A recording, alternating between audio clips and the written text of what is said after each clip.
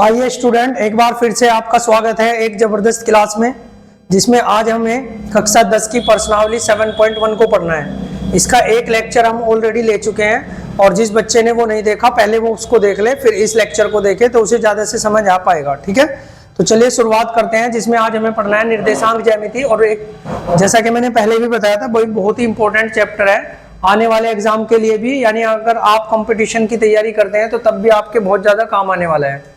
ठीक है, इसमें क्वेश्चन तीसरा लिखा हुआ है, निर्धारित कीजिए कि क्या बिंदु 1, 5, 2, 3 और -2 और -11, ठीक है, 1, 2, 2, 3, ठीक है, -2 और -11 संरेखी है। संरेखी का मतलब क्या हुआ कि आपको ये बताना है, यानी एक ही रेखा पर स्थित है। यानी जैसे P, मान लो एक बिंदु P है और इसके निर्देशांक क्या क्या दिए हुए हैं, 1 और 5, ठीक है, और दूसरा बिंदु R है ना, और एक बिंदु Q भी है इसमें, ठीक है, और ये दिया हुआ है इसने कितना, 2, 3, ठीक है, और फिर ये दिया हुआ है -2 और -11, ठीक है, इस तरीके से दिया हुआ है। और इसने कहा कि ये सिद्ध करना है कि ये संरेखी है या नहीं है। तो देखिए, अगर ये एक ही रेखा पर है तो मान लो ये PR है, पूरी जो रेखा है ये PR है, ये बराबर होनी चाहिए, भले ये कितना भी हो और ये कितना भी हो, ये किसके बराबर होनी चाहिए, PQ प्लस QR दोनों को जोड़कर, यानी इन दोनों को जोड़कर ये पूरी की पूरी इसके बराबर होनी चाहिए। यानी अगर मैं एग्जांपल लूं कि ये पूरी लाइन जो है 15 की है और मान लो PQ कितना है, 5 है और QR कितना है, 10 है, तो आप समझ सकते हैं 5 और 10 दोनों मिलकर 15 के बराबर होने चाहिए नहीं। ठीक है, तो ये चीज मैं आपको यहाँ पे समझाने की कोशिश कर रहा था भाई।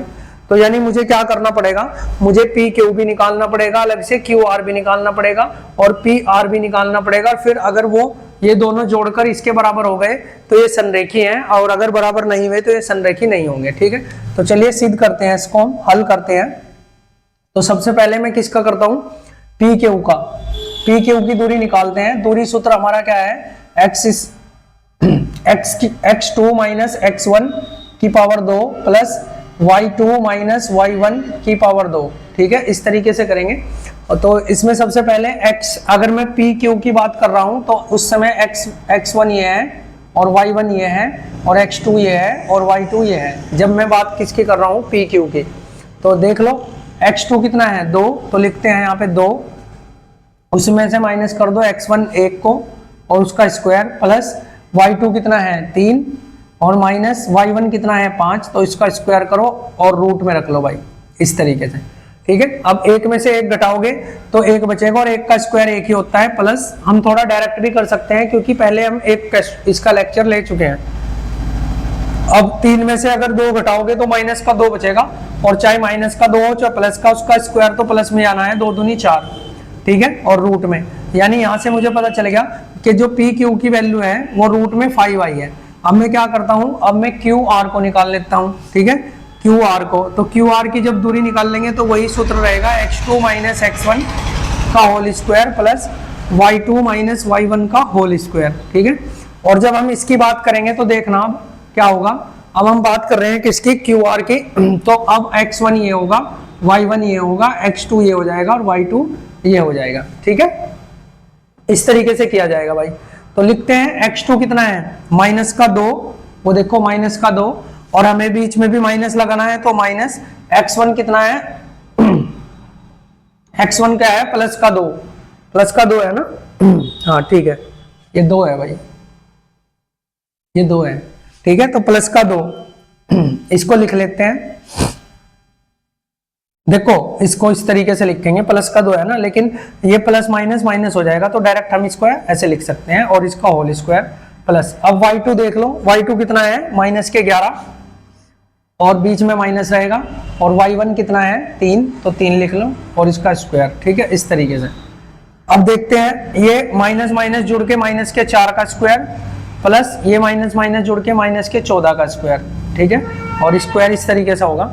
अब चाहे माइनस का स्क्वायर करो, 4 चौक 16, आंसर प्लस में आना है, और 14 का वर्ग कितना हुआ, 196 होता है भाई। ठीक है, इसको थोड़ा सा प्लस कर लेंगे। अब देखो जब इसको प्लस करोगे तुम तो 6 और 6 कितना हो गया, 12 का 2, 1 हासिल आ जाएगा, और 10 और 1 11, 1 और 2, यानी 212 रूट में, यानी हमारी QR की जो वैल्यू आई वो कितनी आई है, रूट में 212 है। तो अब मुझे इन दोनों को जोड़ना पड़ेगा, तो उससे पहले मुझे पी आर की भी वैल्यू निकालनी पड़ेगी। तो रूट में 212 आ गई। अब हम यहां निकालते हैं पी आर की वैल्यू। पी आर की वैल्यू कितनी निकलेगी? ये निकलेगी x2 माइनस x1 का whole square plus y2 minus y1 का होल स्क्वायर। अब देखो पी आर की जब हम वैल्यू निकाल लेंगे तो उस समय पी आर को लेने के लिए x1 ये होगा, y1 ये होगा और ये x2 हो जाएगा और ये y2 हो जाएगा। ठीक है, अब करते हैं इसको, रखते हैं इसको फटाफट से। x2 की वैल्यू कितनी है? माइनस के 2, तो लिखो माइनस के 2। ठीक है, और x1 कितना है? 1, तो -1 का स्क्वायर प्लस, अब आ जाओ इस पे y2 माइनस के 11 है, बीच में माइनस है और ये 5 है, तो होल स्क्वायर। अब देखो 1 और 1 3 हो जाएगा, 1 और 2 मिलकर 3 हो जाएगा, माइनस के 3 रहेगा, तो स्क्वायर प्लस यहाँ पे कितना हो जाएगा? माइनस के 16 का होल स्क्वायर। ठीक है, माइनस के 16 का होल स्क्वायर। अब क्या करेंगे? -1 ठीक है, तो ये 3 तिया कितना हो जाएगा? 9, और प्लस में ये कितना हो जाएगा भाई? 256। ठीक है, अब इन दोनों को ऐड कर लेते हैं, तो 256 इसके साथ जोड़ोगे तो ये 4 जोड़ो 60 65, यानी 265। कितना हो जाएगा ये? 265। तो अब हमें यहाँ नजर आ रहा है कि पी आर की जो वैल्यू है वो 265 है। अब आप एक चीज बोल सकते हैं, हम यहाँ पे बोल सकते हैं, ठीक है, पी आर की वैल्यू कितनी है? 265। तो आप देखना यहाँ पी आर कितना है भाई? रूट में 265, और पी क्यू कितना है? पी क्यू निकला था रूट में 5, और प्लस में क्या क्यू आर कितना निकला था? रूट में 212। ठीक है, जो कि देखो ये बराबर नहीं है। अगर मैं इन दोनों को जोड़ता हूं तो ये 265 के बराबर नहीं है, तो हम यहां लिख सकते हैं चूंकि, यानी इसका हल जो मैं यहां पे कर रहा हूं, चूंकि 265 बराबर नहीं है रूट 5 प्लस रूट 212 के बराबर नहीं है, ऐसे दिखाना पड़ेगा काट के। अतः यह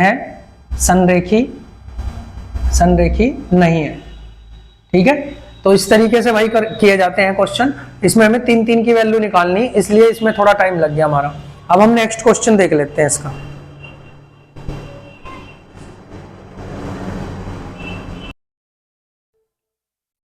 तो क्वेश्चन नंबर 4 को समझेंगे हम। यहाँ पे क्वेश्चन नंबर 4 क्या बोल रहा है? जांच कीजिए कि क्या बिंदु 5 2 -2 6 4 और 7 -2 एक समद्विबाहु त्रिभुज के शीर्षक हैं। ठीक है, तो सबसे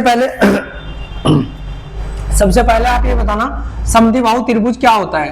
तो समद्विबाहु त्रिभुज होता है ऐसा जिसमें ए, मान लो ये ए बी और ये मान लो सी है। ठीक है, समद्विबाहु त्रिभुज ऐसा होता है कि इसकी 2 भुजाएं बराबर है। मान लो ये जो है, ये दोनों भुजा क्या है? बराबर है।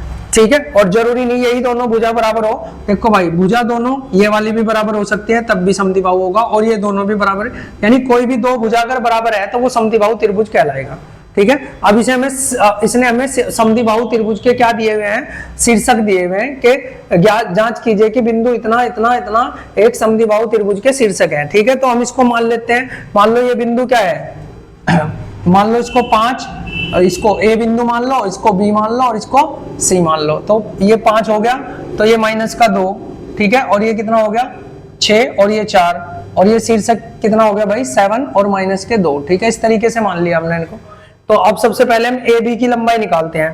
तो अगर मैं हल करना शुरू करता हूं, ठीक है, तो मैं निकालता हूं ए बी बराबर, तो दूरी सूत्र लगेगा यहाँ x2 माइनस x1 का whole square plus y2 minus y1 का होल स्क्वायर। ठीक है, इस तरीके से लगाना पड़ेगा। अब फिलहाल मैं इसको सोल्व कर रहा हूं, ए बी की दूरी निकाल रहा हूं। तो ए बी की दूरी निकालने का जो सूत्र होगा मेरे पास वो क्या है? इसको x1 मान लूंगा, इसे y1, और ये x2 और ये y2। ठीक है, तो y2 कितना है? 6, तो लिख लो 6 माइनस x1 कितना है? 5 का होल स्क्वायर प्लस y2 कितना है? 4, और माइनस ये कितना है? देखो y2 कितना है? 4, और बीच में माइनस है, और y1 कितना है? माइनस का 4।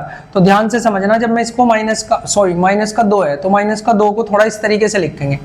इसको क्यों लिखा है? क्योंकि देखो ये माइनस और माइनस मिलके क्या हो जाएगा? प्लस। तो देखो यहाँ पे क्या करेंगे? यहाँ 1 बचेगा, तो 1 का स्क्वायर 1 ही होता है, प्लस। अब यहाँ पे देखो ये माइनस और ये माइनस गुना होगी तो क्या हो जाएगा? प्लस, यानी प्लस होने के बाद 4 और 2 6 हो जाएगा। ठीक है, इसका स्क्वायर ठीक है, यानी 1 का स्क्वायर 1 प्लस 6 छंग 36 हो गया रूट में, यानी मुझे पता चल गया कि ए बी की जो वैल्यू निकली वो रूट में 37 है। ठीक है, तो ए बी की वैल्यू तो आ गई 37। अब किसकी निकालते हैं, अब निकाल लो आप बी सी की। ठीक है, अब निकाल लो बी सी की। बी सी की में भी दूरी सूत्र तो वही रहेगा, x2 माइनस x1 का होल स्क्वायर और प्लस y2 माइनस y1 का होल स्क्वायर, सूत्र तो यही रहेगा। लेकिन जब हम बी सी की लंबाई निकाल लेंगे तो उस समय आप थोड़ा सा समझना, बी सी की लंबाई निकाल रहा हूं तो ये क्या हो जाएगा x1 और ये हो जाएगा y1, ये हो जाएगा y1 और ये x2 और ये y2, क्योंकि हमें BC की निकालनी है। तो ठीक है, तो देखते हैं x2 कितना है हमारा, x2 है 7, तो 7 में से माइनस करो x1 कितना है 6, तो 6 लिख दो और उसका स्क्वायर प्लस, अब y2 देखो माइनस के